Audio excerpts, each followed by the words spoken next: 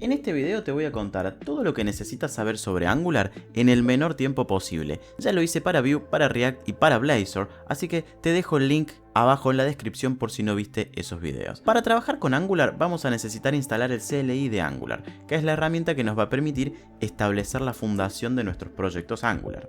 Para eso obviamente necesitamos npm, asumo que ya lo tienes instalado y si no, también te dejo un link a un video en donde explico exactamente cómo hacerlo.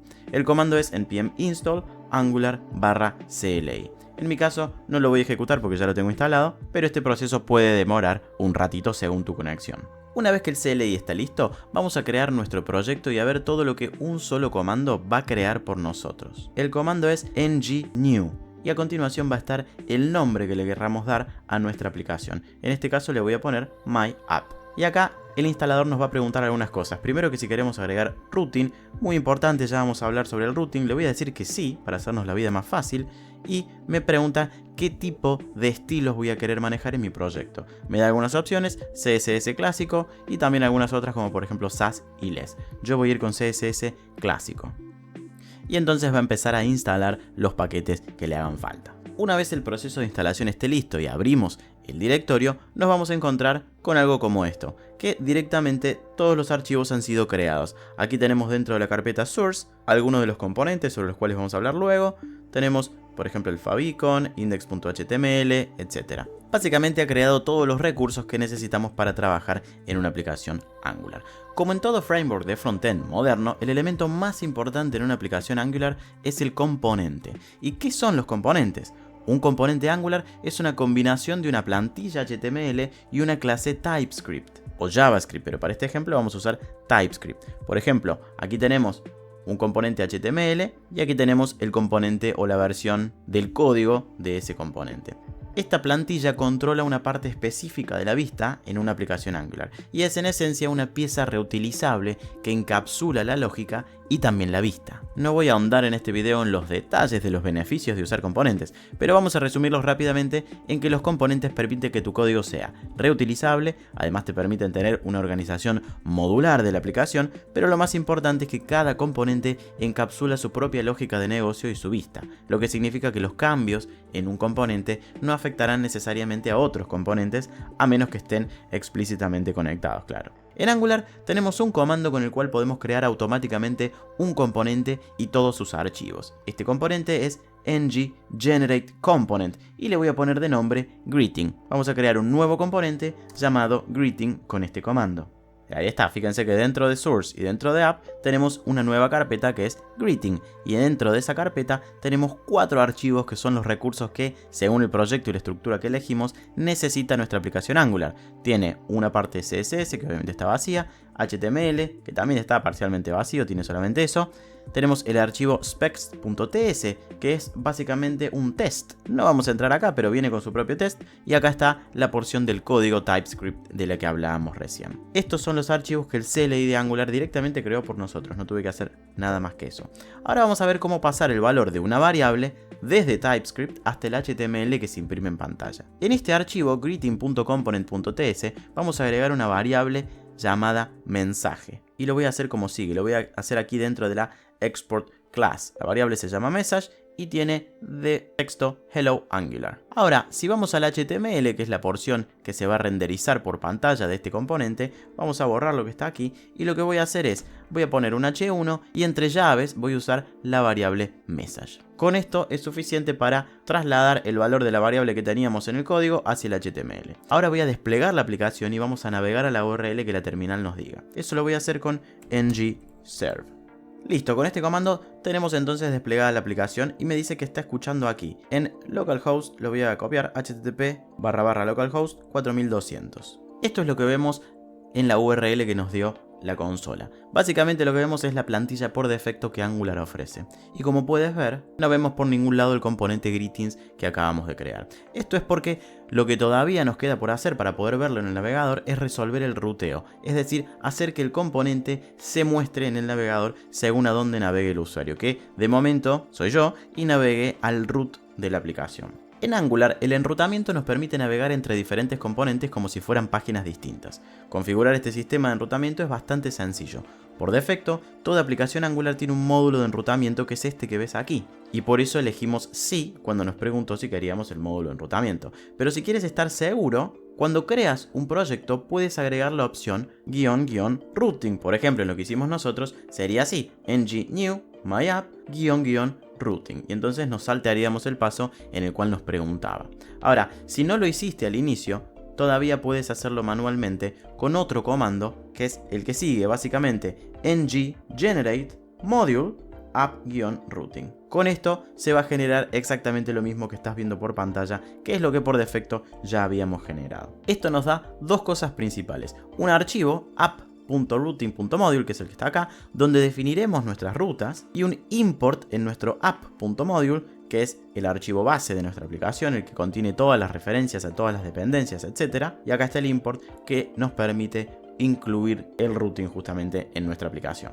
Ahora vamos a definir nuestras rutas en este archivo app.routing.module. Las rutas son básicamente reglas que le dicen a Angular: cuando el usuario visite esta URL, quiero mostrar este componente. Así que lo primero que tenemos que hacer es hacer un import de ese componente, el componente greeting, así se llama, y aquí está en donde está, en la carpeta .greeting.component. Y ahora aquí abajo, en nuestra constante rutas, que de momento está vacía, voy a agregar un valor aquí, en donde tengo path greeting component greeting component. ¿Qué significa? Aquí estamos diciendo que cuando el usuario visite /greeting, este es el path, Angular debe mostrar el componente greeting component.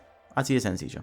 Pero ¿dónde se muestra este componente? Buena pregunta. Angular utiliza un tag especial llamado router_outlet para esto. Entonces vamos a abrir appcomponent.html, que contiene todo el código de la plantilla genérica que vimos cuando ejecutamos la aplicación por primera vez. Directamente voy a seleccionar todo, lo voy a borrar porque no nos va a servir nada de esto, y en su lugar voy a poner este tag, router_outlet. Puedes pensar en router_outlet como un espacio reservado. Angular reemplazará automáticamente este espacio con el componente asociado a la ruta que el usuario ha visitado. Pero ¿qué pasa si el usuario visita nuestra aplicación sin especificar una ruta? Bueno, para eso, volvemos aquí, podemos establecer una redirección para manejar esto. Vamos a agregar una ruta más que va a ser path, y cuando el path esté vacío voy a redirigir a /greeting. Ahora mismo podemos comprobarlo si hacemos de nuevo ng serve y navegamos hacia el root de la aplicación. Y si ahora navegamos de nuevo hacia nuestra aplicación, vamos a ver que ahora sí vemos el Hello Angular que teníamos en nuestro componente Greetings. Dentro de la amplia gama de herramientas que Angular ofrece para crear aplicaciones, las directivas juegan un papel fundamental. Permiten manipular o extender el comportamiento de elementos en el DOM. Hay tres tipos de directivas. Las directivas de componentes son en esencia los componentes normales de Angular, los que hemos discutido hasta aquí. Cada componente es técnicamente una directiva con una plantilla. Las directivas estructurales cambian la estructura del DOM añadiendo o eliminando elementos. Las más populares son ngIf, que condiciona si un elemento debe mostrarse o no, basándose en una condición, es decir, es un if, y ngFor, que repite un elemento en el DOM para cada elemento de una lista o arreglo. Por ejemplo, volvamos un segundo aquí al componente TypeScript y agreguemos una lista de nombres, names, y voy a agregar 3 nombres aleatorios, 3 strings. Ahora, en el archivo HTML, lo que voy a hacer es iterar esta lista con una directiva de las más populares que, como decíamos, es ngFor. Y aquí voy a poner letName, es decir, una variable name de la colección names. Para cada uno de esos names lo voy a imprimir en pantalla con el método que habíamos visto antes, que de hecho lo voy a borrar para que solo nos quede la lista. Esta es la colección en la cual el HTML debe iterar. Y si vamos aquí a pantalla, entonces vemos que justamente se imprimió un LI para cada uno de los nombres. Así básicamente es como se escribe un for en Angular. Las directivas de atributo cambian la apariencia o el comportamiento de un elemento, componente o de otra directiva. Para demostrar el uso de esta directiva, vamos a hacer unos cambios más a este archivo greetingComponent. Y aquí en names lo voy a hacer un poquito más robusto. Ahora cada uno de los elementos es técnicamente un pequeño objeto que tiene un nombre y un estado. Y además voy a hacer un método aquí abajo que se va a llamar getColor, y según el estado va a devolver el color. Entonces, si el estado es online va a devolver verde, si el estado no es online va a devolver rojo. Y también vamos a agregar un poco de estilo, que hasta ahora no lo habíamos hecho. todo dentro del mismo componente, greeting.component.css.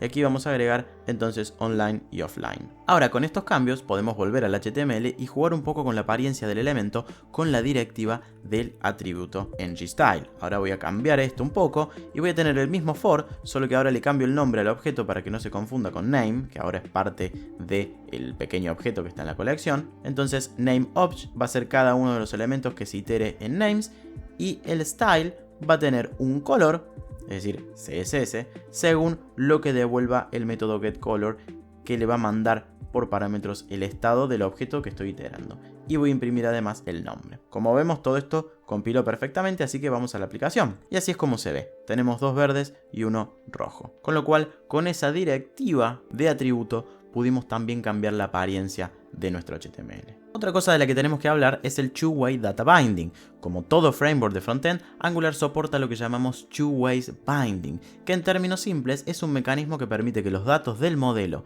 y la interfaz de usuario estén sincronizados automáticamente en ambas direcciones. Si el modelo cambia, la vista se actualiza, y si la vista cambia, el modelo se actualiza. Este comportamiento lo demostramos fácilmente agregando un input y una nueva variable en nuestro archivo HTML. Vamos a empezar por aquí abajo, agregar un input. Este input va a tener lo que ahora se llama ngModel. Ahora vamos a hablar de esto. Ahora aparece una variable name que todavía no tenemos. Va a estar sincronizada con el modelo. Y tengo un placeholder ahí que por favor entre el nombre. Y abajo vamos a poner simplemente una impresión por pantalla de cuál es el nombre. Pero como ves, la aplicación todavía no compila. Vamos a ir a, obviamente, nuestro TypeScript, en donde vamos a tener que agregar una variable name. Es decir, tenemos la variable names, que es esta colección, y tenemos la variable name, que es la que vamos a estar usando aquí y aquí. Así como está, esto no compila, y es porque hay que importar un módulo muy interesante del que disponemos en Angular, que es el que te quería mostrar, es el módulo Forms. El lugar en donde importamos este tipo de módulos